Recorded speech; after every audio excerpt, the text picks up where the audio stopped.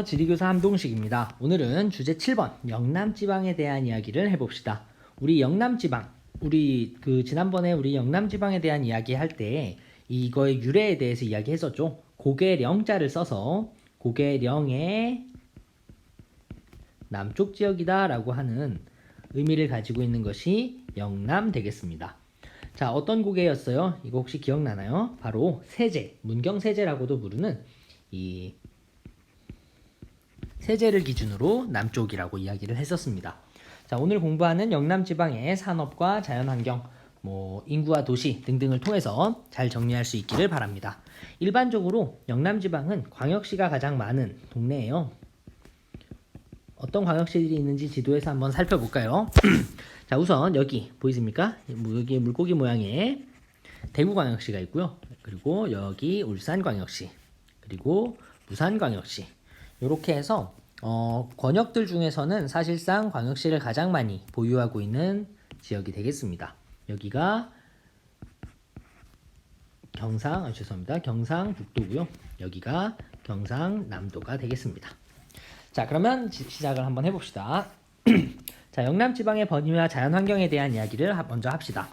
영남지방은 아까 이야기했던 것처럼 부산광역시, 대구광역시, 울산광역시, 그리고 경상북도와 경상남도를 포함하는 개념이 되겠습니다.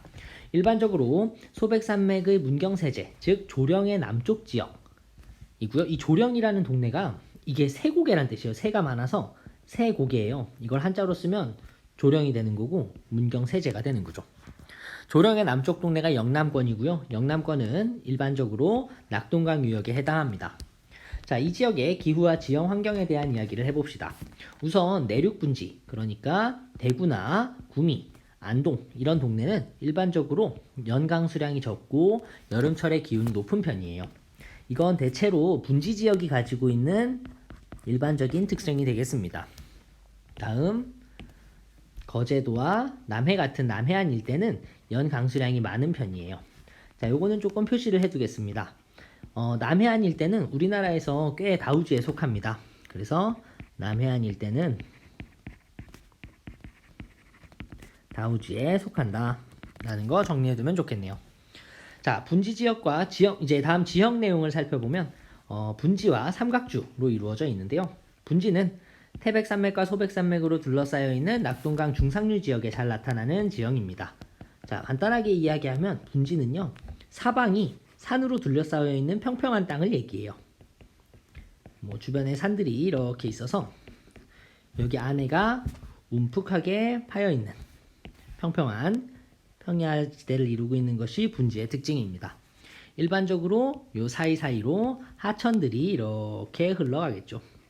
경북 지역 같은 경우는 이 낙동강이 흘러나가는 지역에 분지가 잘 만들어집니다. 자, 다음에 삼각주라고 하는 지형은 우리나라의 낙동강 하구가 가장 대표적인데요. 이 지역은 비옥해서 농업에 유리한 편이에요. 삼각주라는 건 쉽게 이야기하면 육지가 있고 바다가 있을 때 이 하천이 흘러서 물질들을 가지고 오잖아요. 이 물질들이 이 바다 지역에서 차곡차곡 쌓이면서 만들어 놓는 지역입니다. 그래서 이 바다와 육지가 만나는 지역을 하구라고 부르는데, 이 하구에서 하천 운반 물질이 퇴적되어서 만들어지는 지형이 되겠습니다. 자, 영남 지역의 산업 발달에 대한 이야기를 해봅시다. 첫 번째는 농업인데요. 자, 낙동강 하구의 삼각주, 그리고 이 낙동강 하구가 부산에 있거든요. 그래서 부산이나 경산과 같은 대도시 근교를 중심으로 시설 작물의 재배가 활발하게 나타납니다. 그리고 요거는 별표를 좀 쳐둡시다. 경상북도의 북부 내륙 지역은 과수와 사과 재배가 활발해요. 자, 경상북도의 대표적인 곳들 있잖아요. 예천이라든지 이런 지역들은 과수 재배가 활발합니다. 과수의 원탑이 바로 경상북도가 되겠습니다. 경북하면 과실. 자, 다음에 제조업으로 갑시다. 영남 지역은 또 제조업이 엄청 강세예요. 우선 수출입에 유리한 항만들이 나타나고요. 부산, 포항, 울산. 풍부한 노동력과 도로, 철도 교통들이 잘 되어 있고요. 그리고 무엇보다 요거 정부가 여기를 거점 개발로 해서 너네를 중심으로 너네를 거점으로 해서 지역을 성장시키겠어 라고 하는 이 거점 개발 방식에 가장 큰 수혜를 받은 지역이 영남 지역이 되겠습니다. 자, 대표적인 지역들을 살펴보면 영남 내륙 공업 지역과 남동임의 공업 지역이 있는데요. 영남 내륙 공업 지역은 대구하고 구미가 가장 대표적인 동네입니다. 여기하고 여기. 편리한 육상교통과 풍부한 노동력을 바탕으로 성장한 곳이고요. 남동임의 공업은 우리나라 최대의 중화공업지역이에요. 울산, 포항, 창원, 거제 뭐 이런 곳들이 해당하는 대표적인 곳이 되겠습니다. 자, 이 자료를 통해서도 영남권의 산업이 얼마나 강세인지를 확인할 수가 있는데, 자, 주어진 자료를 보니까 산업체 수, 종사자 수, 출하액 이렇게 해서 자료들이 나오죠. 이 자료들을 살펴보니까 어떻습니까? 사업체는 눈에 가장 띄는 데가 어디예요? 바로 수도권이죠. 사업체는 수도권이 제일 많아요. 종사자 수도 수도권이 제일 많고, 그런데 출하액은 어디가 더 많습니까? 영남권이 더 많은 거 확인되시죠? 자, 이게 의미하는 건 무슨 말이냐면 영남권은 사업체 숫자나 혹은 종사자 수는 수도권에 비해 적지만, 그러나 출하액은 수도권보다 많은 걸 확인할 수가 있습니다. 자, 이게 의미하는 게 뭘까? 사업체의 숫자도 적고 종사자의 숫자도 적지만 돈은 더 많이 뽑아낸다는 얘기야. 쉽게 이야기하면 기업의 구조가 크다라고 얘기할 수 있어요. 대기업 중심이란 얘기죠. 대기업을 중심으로 기업체 숫자도 적고 종사 수도 상대적으로 적지만 출하액이 가장 많은 곳이 영남 지역의 특징입니다. 이를 통해서 알 수 있는 사실은 기업 구조가 크다는 것뿐만 아니라 대체로 중화공업, 크고 무거운 형태의 공업이 발달해 있구나라고 하는 것도 유추할 수가 있습니다. 자, 다음 자료, 영남지방의 제조업 대표 도시들을 통해서 각 지역의 특징들을 확인하고 가겠습니다. 자, 첫 번째는 대구예요. 대구는 뭐가 유명하냐 하면 섬유공업이 잘 나갑니다. 과거에 섬유공업이 잘 나갔지만 오늘날에 섬유산업이 많이 쇠퇴했어요. 그렇지만 여전히 대구는 기타 기계 이런 것들도 많지만 요 섬유 제품 요걸 통해서 여기 대구구나 라는 거를 추론하시면 되겠습니다. 자, 다음 울산 같은 경우는요. 울산은 우리나라의 가장 대표적인 공업 도시인데요. 여기에 석유화학 단지도 있고